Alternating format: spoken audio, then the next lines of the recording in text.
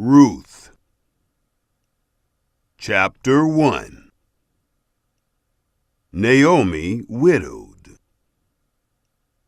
It happened in the days when the judges judged that there was a famine in the land. A certain man of Bethlehem, Judah, went to live in the country of Moab, he and his wife and his 2 sons.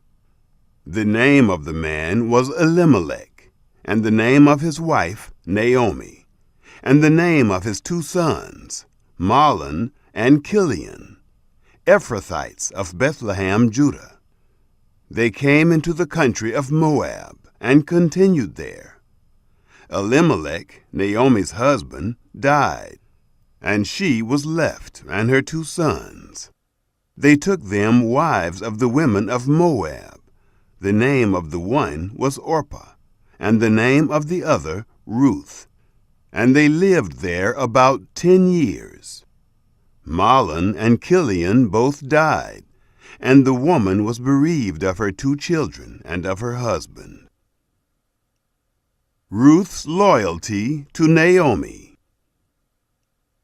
Then she arose with her daughters-in-law, that she might return from the country of Moab.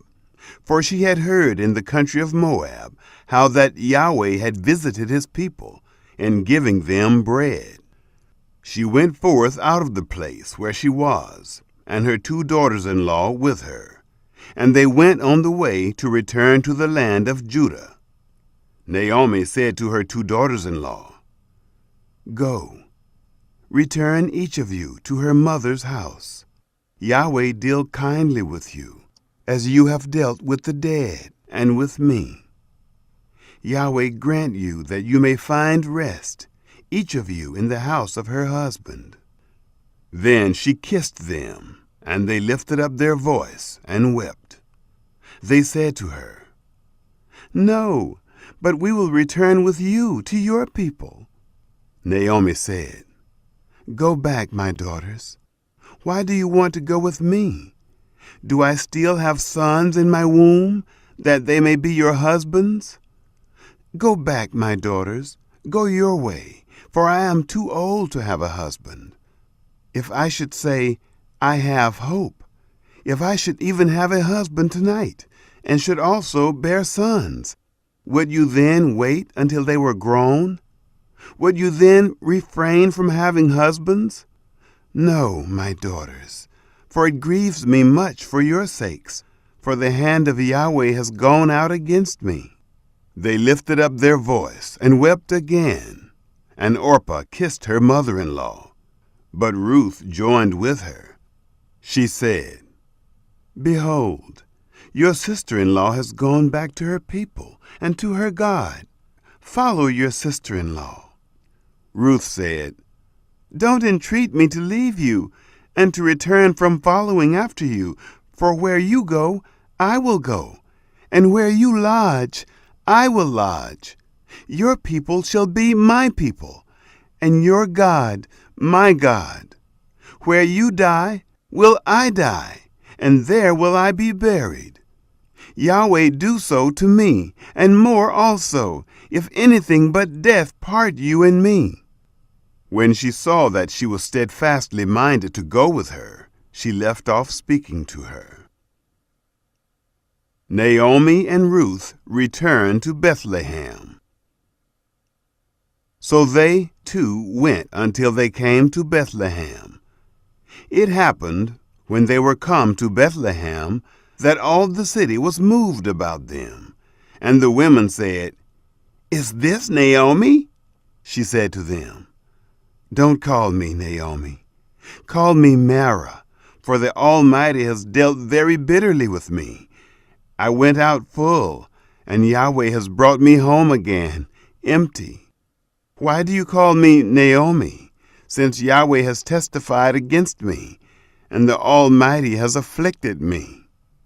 So Naomi returned, and Ruth the Moabitess, her daughter-in-law, with her, who returned out of the country of Moab, and they came to Bethlehem in the beginning of barley harvest. Chapter 2.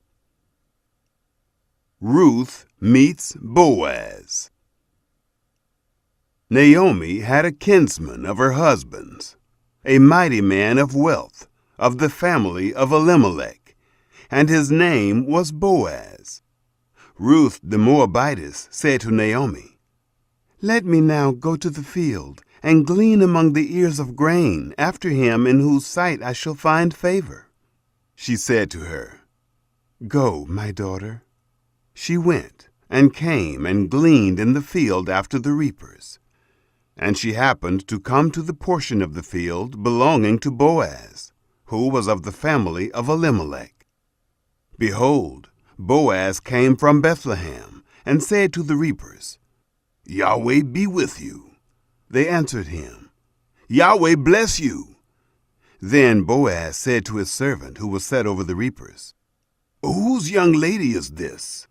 The servant who was set over the reapers answered, "It is the Moabite lady who came back with Naomi out of the country of Moab. She said, 'Please let me glean and gather after the reapers among the sheaves.' So she came, and has continued even from the morning until now, except that she stayed a little in the house." Boaz shows favor to Ruth. Then Boaz said to Ruth, "Listen, my daughter, don't go to glean in another field, and don't go from here, but stay here close to my maidens. Let your eyes be on the field that they reap, and go after them. Haven't I commanded the young men not to touch you? When you are thirsty, go to the vessels, and drink from that which the young men have drawn." Then she fell on her face, and bowed herself to the ground, and said to him, "Why have I found favor in your sight, that you should take knowledge of me, since I am a foreigner?" Boaz answered her, "It has fully been shown me, all that you have done to your mother-in-law since the death of your husband, and how you have left your father and your mother and the land of your birth, and have come to a people that you didn't know before. May Yahweh repay your work, and a full reward be given you from Yahweh, the God of Israel, under whose wings you have come to take refuge."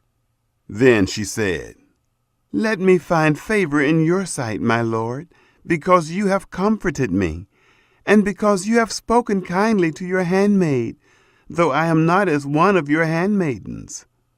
At mealtime Boaz said to her, "Come here and eat of the bread, and dip your morsel in the vinegar." She sat beside the reapers, and they reached her parched grain, and she ate, and was satisfied, and left some of it. When she had risen up to glean, Boaz commanded his young men, saying, "Let her glean even among the sheaves, and don't reproach her. Also pull out some for her from the bundles, and leave it, and let her glean, and don't rebuke her." So she gleaned in the field until evening. And she beat out that which she had gleaned, and it was about an ephah of barley. She took it up and went into the city, and her mother-in-law saw what she had gleaned, and she brought forth and gave to her that which she had left after she was sufficed. Her mother-in-law said to her, "Where have you gleaned today? Where have you worked? Blessed be he who noticed you." She showed her mother-in-law with whom she had worked, and said, "The man's name with whom I work today is Boaz." Naomi said to her daughter-in-law, "Blessed be he of Yahweh, who has not left off his kindness to the living and to the dead." Naomi said to her, "The man is a close relative to us, one of our near kinsmen." Ruth the Moabitess said, "Yes, he said to me, 'You shall stay close to my young men until they have ended all my harvest.'" Naomi said to Ruth, her daughter-in-law, "It is good, my daughter, that you go out with his maidens, and that they not meet you in any other field." So she stayed close to the maidens of Boaz, to glean to the end of barley harvest and of wheat harvest, and she lived with her mother-in-law. Chapter 3. Naomi instructs Ruth. Naomi, her mother-in-law, said to her, "My daughter, shall I not seek rest for you, that it may be well with you? Now isn't Boaz our kinsman, with whose maidens you were? Behold, he winnows barley tonight in the threshing floor. Therefore, wash yourself, anoint yourself, get dressed, and go down to the threshing floor. But don't make yourself known to the man until he has finished eating and drinking. It shall be, when he lies down, that you shall mark the place where he shall lie, and you shall go in and uncover his feet and lay down. Then he will tell you what you shall do." She said to her, "All that you say I will do." She went down to the threshing floor and did according to all that her mother-in-law told her. When Boaz had eaten and drunk, and his heart was merry, he went to lie down at the end of the heap of grain. She came softly, uncovered his feet, and laid down. Ruth claims Boaz as kinsman. It happened at midnight that the man was startled and turned himself, and behold, a woman lay at his feet. He said, "Who are you?" She answered, "I am Ruth, your handmaid. Therefore spread your skirt over your handmaid, for you are a near kinsman." He said, "Blessed are you by Yahweh, my daughter. You have shown more kindness in the latter end than at the beginning, inasmuch as you didn't follow young men, whether poor or rich. Now, my daughter, don't be afraid. I will do to you all that you say. For all the city of my people does know that you are a worthy woman. Now it is true that I am a near kinsman. However, there is a kinsman nearer than I. Stay this night, and it shall be in the morning, that if he will perform for you the part of a kinsman, well, let him do the kinsman's part. But if he will not do the part of a kinsman for you, then will I do the part of a kinsman for you, as Yahweh lives. Lie down until the morning." She lay at his feet until the morning. She rose up before one could discern another, for he said, "Let it not be known that the woman came to the threshing floor."